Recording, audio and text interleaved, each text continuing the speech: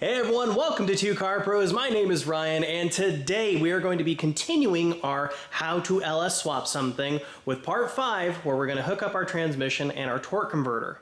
I'm trying to keep this guide as open-ended as possible. Our LS Swap vehicle is a 1955 Chevrolet Bel Air, but this guide is applicable to pretty much every front-engine, rear-wheel drive car ever made. I'm trying to keep this as general as possible to help as many people as possible, as many makes and models as possible, but ultimately it's going to be up to you to kind of assess the situation and decide how you want to proceed. You can go over to our website, twocarpros.com, and ask a question for absolutely free if you're not sure or there's something you want my opinion on. You can try leaving a comment. I do try to get to them, but the website is the best way to get a hold of me. In a previous episode, I showed you how to marry a transmission and engine together outside of the car. That really wasn't going to work for us just because I didn't like the super steep angle we had to come in at, so I had to do it a little bit differently.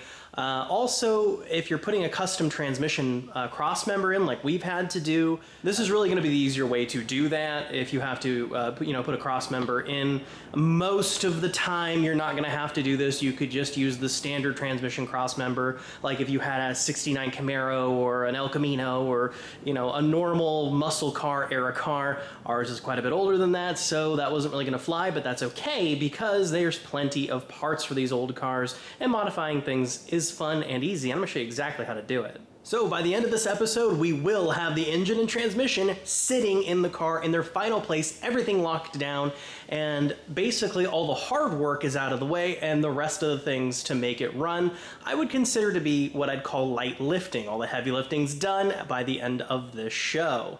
Before we go any further, let's go ahead and thank our sponsor, SummitRacing.com. They have been the best sponsor I've ever worked with, hands down. They have sent me a ton of parts to make this thing work, as well as 2 other engines I've built with them.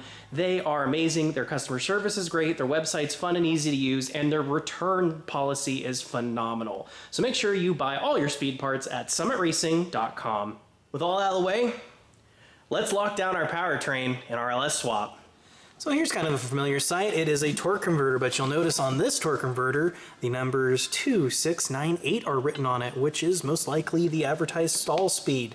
Our old torque converter was a 4100 stall speed, and I was kind of worried that the weight of the vehicle and the drivability of the vehicle might be affected by a 4100 stall speed, but luckily our sponsor Summit Racing sent this bad boy over. This is going to be for a great street strip application.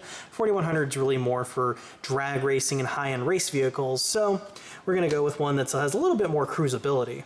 So before we install our torque converter, saw some people asking, why don't you put fluid in beforehand? And the truth is, you should. It's a good idea, but if you don't, the first place the fluid goes is a torque converter, but why not? It's a good idea. So we're just going to put about a quart in to our torque converter of Dextron 3, and sometimes it takes a little bit to slosh around in there. So with the quart added, we can go ahead and put it back on our transmission and then put the transmission in the car. Alright, now we can install our lower stall speed converter exactly the way we did the other one. And there we go, fully installed. So here we are at the back of our engine underneath our Bel Air, and what you can see is there's a lot of room around the back of the top of the engine. I'm going to be able to get the bolts in there no problem. If there's not enough room between the back of the engine and the firewall, consider maybe moving your engine forward a little bit. Assess the situation. It's going to be bespoke to whatever vehicle you're working on, and that is going to be your call. It's kind of the art and the little bit of a dance you're going to have to do in order to get your engine exactly where it needs to be. So I'm going to go ahead and lift up our transmission that has our torque converter seated fully, making sure that doesn't fall out. I also have our crankshaft adapter or sleeve or bearing extension, whatever you want to call it, mounted in the back of our crankshaft. So we are ready for transmission installation.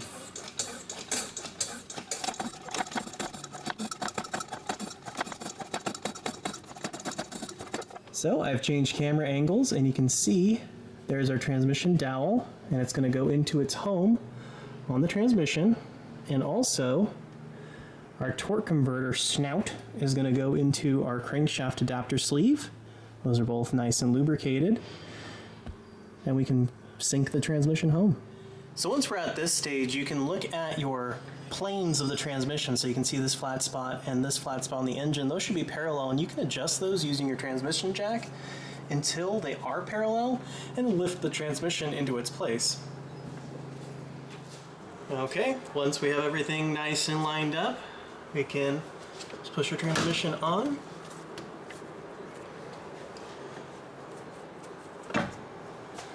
There we go. Sometimes a little adjustment really makes the difference. And see how nice mine went on? Wasn't a lot of drama. It wasn't really hard. That's really the way it should be. Then we can go ahead and put in a couple of bolts. I'm gonna start them finger tight for right this moment. So just like we put the transmission on outside of the car, putting it on inside of the car is basically the exact same way. So just bolt those in a cross pattern down to your appropriate torque spec, and that's going to differ on transmissions and engines. Honestly, just one arm tight's probably good. I have a universal socket on a long extension. Really makes cake of these bell housing bolts.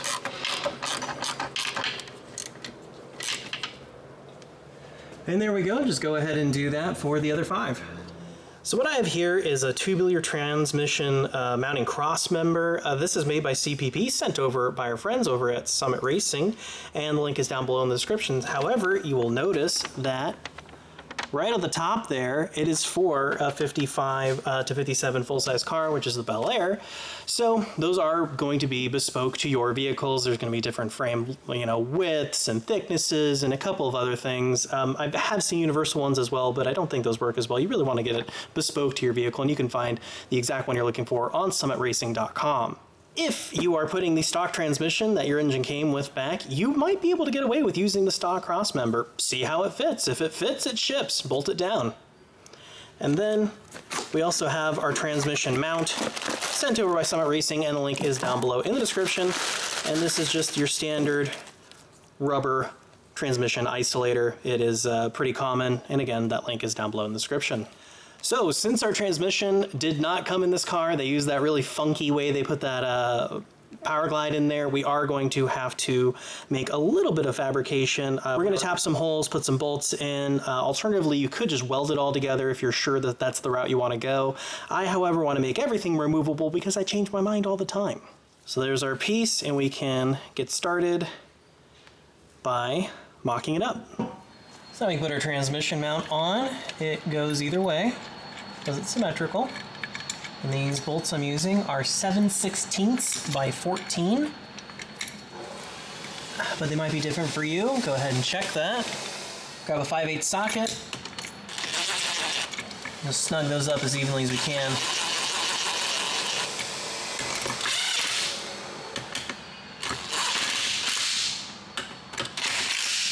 Perfect.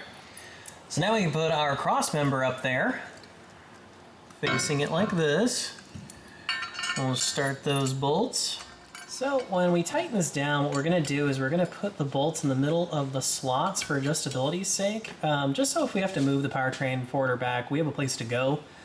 And we'll just eyeball that, make it as straight and perpendicular to the frame as we can.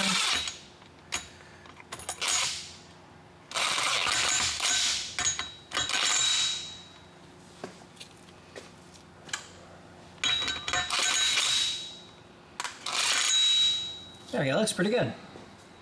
So what we're looking now is one of the transmission Crossmember basically mounting areas. So we're going to take one of our included plates they gave us to mount that in, and it goes like this, just like that. Let that sit there for a moment while I get my bolts ready. And I don't have any washers on me just yet because it is not for final installation. This is just to fab it up because we're going to need to drill some holes in just a minute. There we go. And what you want to do is they're nice and slotted, so you have a lot of adjustability. So you want to take the mount for the Crossmember and push it flush with the frame, and then we can tighten our bolts down.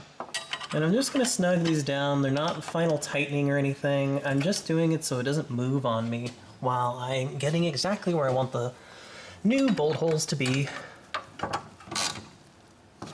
Awesome. So what we can do now is take a marker or a scribe or anything that's going to leave a nice mark for us, and we're going to go around our mount Yeah. Around the outside on the 3 surfaces we can see. Get an idea where that's going to be, and then I also want to fill in this hole with marker as well. Very cool. So go ahead and do that for both sides. Alright, so we're going to use our mount here as a guide.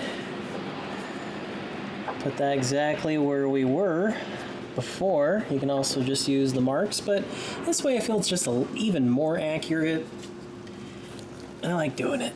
So we're going to go right in the middle of the hole, right there, and then we're just going to give that a nice tap with our punch and hammer. That's going to create a little divot for our drill bit. Again, do it on this side. We can take our mount away, and we can see, a little challenging, but you can see it right there and right there. So now we can begin drilling. So the next thing we can do is drill a pilot hole on both of those places we put our punch.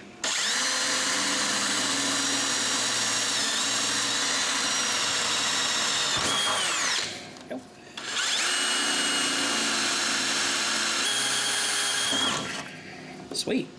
So as per the instructions, they want a 5/16 sized hole. I just happen to have a step bit that I believe the third one is 5/16, and it is. So on the third step of my step bit, I know I'm at 5/16.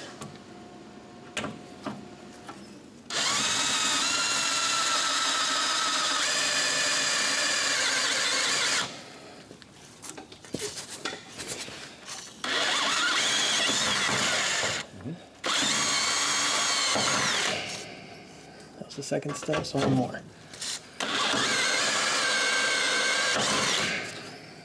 There we go, there's one, so we can do the other one. And there we go, holes are nice and upsized. So these bolts that came with our kit are pretty cool. They're self-tapping bolts, so they actually create threads on their way in, and just like the instructions said, we're just gonna send them. So we can grab our plate, put that to where that needs to be, hold that in place. There we go. Grab one of our bolts.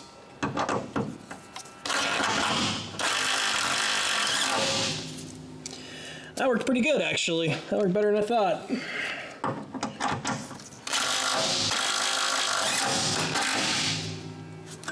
So let's do the exact same thing for the other side. We can go ahead and put our transmission crossmember back on.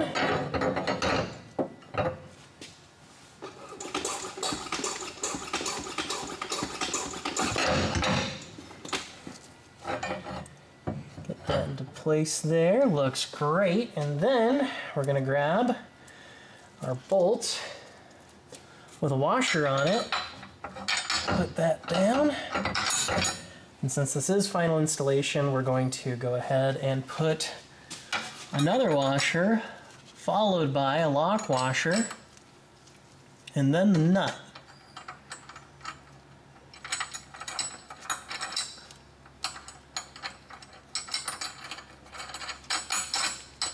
We're just going to leave those on finger tight for just right this moment.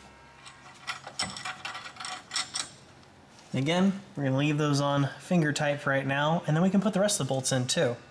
So before we tighten these bolts up, there's a little bit of a gap between the bottom of the mount and the cross member, so what I'm going to do is lower our transmission down until it's just sitting on the transmission cross member, just like that, and now I can tighten the bolts up.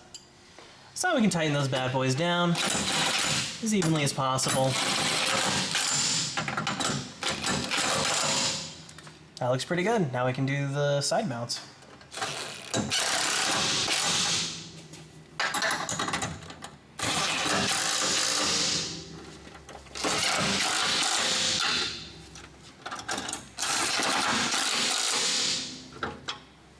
Excellent. So now that all of our bolts installed, our engine mounts, bolts are all nice and tight, everything's installed. That means our engine and transmission are officially installed, and we can remove our chain over the top of our transmission jack and lower our transmission jack away for the final time. So now we can get rid of our chain for our transmission jack, loosen this wing nut up until we can get our chain off of there, and then we can pull it around to the other side. So we can grab our chain out of there gingerly. Don't want to scratch our brand new transmission. Oh yes. So now we can remove our transmission jack and sit back and admire all of our hard work. Look at that. Didn't even budge, not even an inch. Absolute perfection. And you know what? It really wasn't even that bad installing our custom Crossmember. On a stock application, you wouldn't even have to do that. It's even easier. So to get the torque converter bolts in this particular application with this pan, looks like we're gonna have to remove our starter, which is no big deal as it is just two 13mm bolts.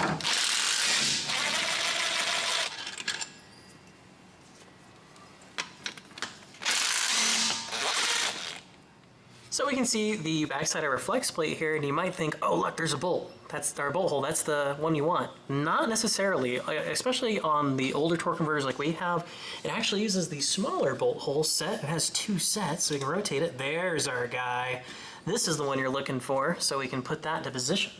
So now we can grab our torque converter, and it should spin nice and free, just like this. And we're gonna line that up until it's with our hole, and I actually have a punch here to kind of show you what it should look like all lined up. It should look just like this. Now that we know it's lined up, we can grab our bolt. So we can grab our bolts, and they might be different for your torque converter. You might have to look that information up, but ours are in the link down below. They're 3/8. Just start that on. So once we get the thread just kind of started, we can grab our torque converter and pull it towards the engine. Just like that. This will ensure that it doesn't get kind of tweaked if you try to, tighten one side down too far. You don't want that to be crooked. So now we can grab a 9/16 socket, might be different for you, and our bolt is loaded up with a little bit of Loctite on there. You don't want those bolts coming out when this thing's spinning. And we can just bring that down to touch. We don't want to tighten it down all the way just yet. Here we go. So we don't want it tight, we want to be able to move a little bit just so we can get the other bolts in, and then we'll go around again and tighten all three of them up. So now just like before, we can turn our engine over until we get to, not that one, but that one. And then we can grab our other bolt and put it in there. Got some Loctite on there, and we're just gonna, see, this is why it's important to leave it a little loose so you have a little bit of wiggle room when you're installing that bolt. Otherwise it might bind on you and it would be really tricky. Again, just bringing that down to touch. It's not tight at all. I want to be able to move that around just a little bit. And then turn the engine over some more. Not that one. There's our guy. So it's pretty cool. You can kind of jiggle that back and forth still. Grab another 3/8 bolt with some Loctite. You jiggle the torque converter clockwise and counterclockwise a little bit. You're not moving it back and forward, you're just moving it kind of side to side. Alright, so now that all three of our bolts are in, we can torque these down to 30 foot-pounds. Yours might be different. Go ahead and look that up. We have somebody holding the front of the engine, and we are going to torque this bad boy down.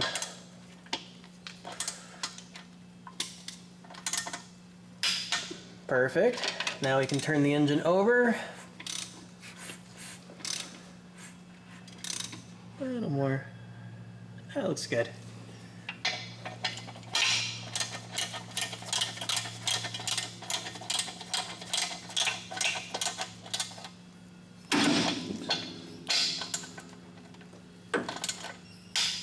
Perfect. Turn the engine over.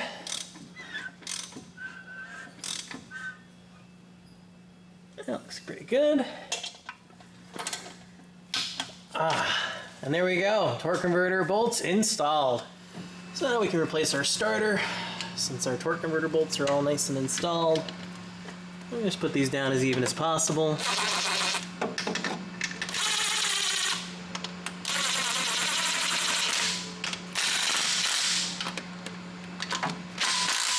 And there you go.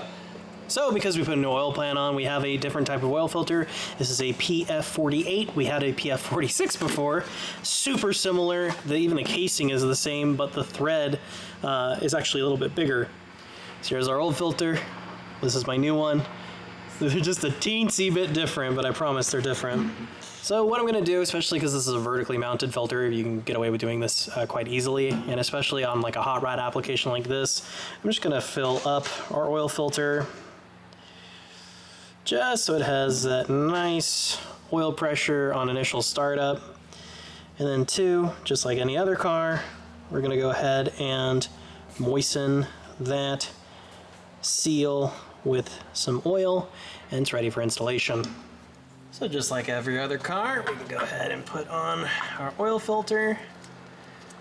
Oh yeah, see, this one actually fits. That's what you're looking for. I tried to put the other one on because I thought it'd be the same, but it's not. A little different. That's okay. As far as for tightness goes, probably as soon as it gets tight and then a 3/4 additional turn, sometimes I just like to do as tight as I really can because there's not much surface area to grab on in this situation. Just kind of hand tight with 2 hands like that is perfect. So now with our transmission attached to our engine bolted down, our transmission bolted down, nothing's going anywhere. We didn't end up using our engine sling, but I thought we might if we needed to jostle the engine back and forth or change its position just a teeny bit. I've already removed the bolts on this thing, so now we can just get our awesome Summit sling out of there and check it out. Now our LS is basically installed. All we have to do is wire and plumb it. So that is how to put the transmission in from the bottom of your LS Swap hot rod. It is really coming down to it. Like I said at the beginning of the video, all the heavy lifting is now done. It's out of the way. The rest of the stuff is very, very light and really going to be a lot of fun. So I hope you have already subscribed so you don't miss anything that's coming up. And if you found this video helpful at all, maybe leave it a like. Really helps out the channel. Thank you so much for watching. Thank you to Summit Racing for sponsoring us. And I'll see you next time.